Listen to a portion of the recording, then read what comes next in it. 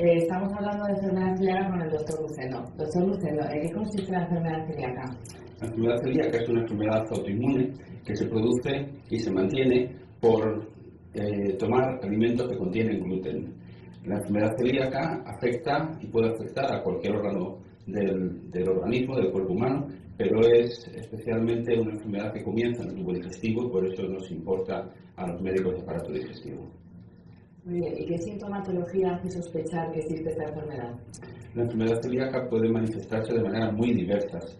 Todos estamos acostumbrados a imaginar la imagen del niño celíaco, que es un niño con retraso de crecimiento, con pérdida de peso, con diarrea, con un abdomen prominente, pero hoy día la enfermedad celíaca se diagnostica con más frecuencia tal vez en la edad adulta, y en estos pacientes los síntomas son mucho más variados. Es muy común que consulten por anemia con pérdida de hierro, que han mantenido crónicamente durante muchos años. Es muy común también que presenten sensación de digestiones lentas. Son pacientes que cuentan que comen y que se hinchan con mucha frecuencia. Son pacientes que también refieren cansancio.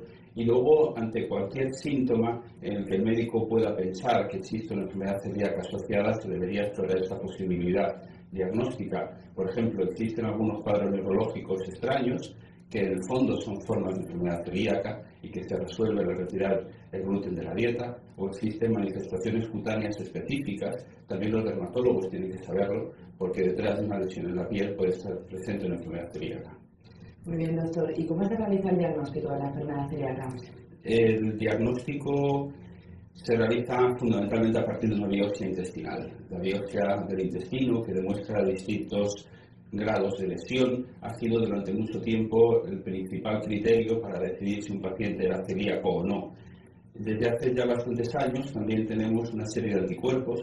Esto se realiza a partir de unos análisis de sangre y permiten localizar ciertas inmunoglobulinas concretas que pueden ser un buen marcador para identificar a los pacientes celíacos.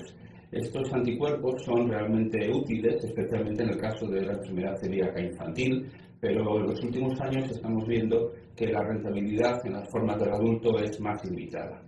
Hasta tal punto son útiles los anticuerpos en los niños que las últimas recomendaciones de los expertos para diagnosticar enfermedad celíaca permiten incluso no realizar la biopsia intestinal, siempre cuando estos anticuerpos estén a títulos muy elevados, más de 10 veces el límite que consideramos normal. Como no todos los adultos van a tener anticuerpos, y eso es un problema, tenemos otras herramientas que nos pueden ayudar, como por ejemplo la determinación de los genes que proporcionan un riesgo para tener esa enfermedad celíaca.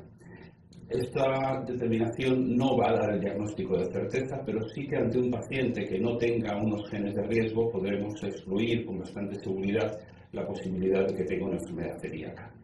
Finalmente, existen muchos pacientes que presentan lesiones intestinales mínimas, síntomas sugestivos, pero en los que no llegamos a diagnosticar una enfermedad celíaca con certeza.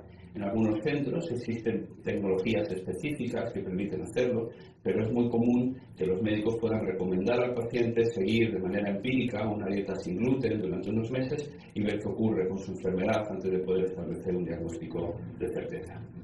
Muy bien, como ha dicho, el tratamiento es una dieta sin gluten.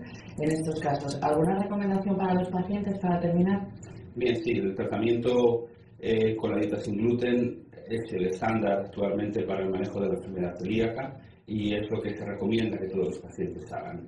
El gluten es un alimento los alimentos que contienen gluten, están muy bien identificados, son el trigo, la cebada, el centeno y muchas variedades de avena, pero sin embargo son muy difíciles de eliminar de manera completa de la dieta, ¿no? Nuestra dieta mediterránea está basada en gran medida en productos derivados del trigo, y el trigo y por tanto el gluten se encuentra como un componente habitual en multitud de alimentos.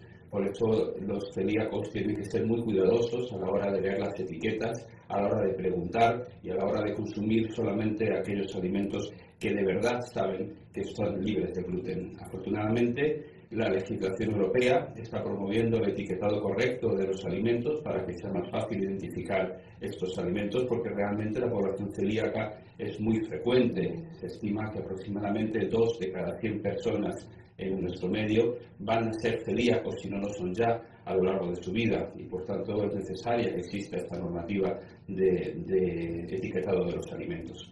Y luego existen muchas líneas de investigación abiertas de cara al futuro, pero que hoy día no constituyen todavía una esperanza a corto plazo para los pacientes celíacos, que van desde fármacos que permiten tolerar pequeñas cantidades de gluten sin que se produzcan daño, hasta estrategias de prevención, modificando el momento de la introducción del gluten en un niño que por sus antecedentes familiares puede tener un riesgo añadido para presentar esta enfermedad, vacunas que puedan prevenir la enfermedad celíaca e incluso variedades de trigo genéticamente modificados en las que desaparece o se trata de que desaparezca todo el rastro de gluten. Muy bien, pues muchas gracias, doctor. Muchas gracias.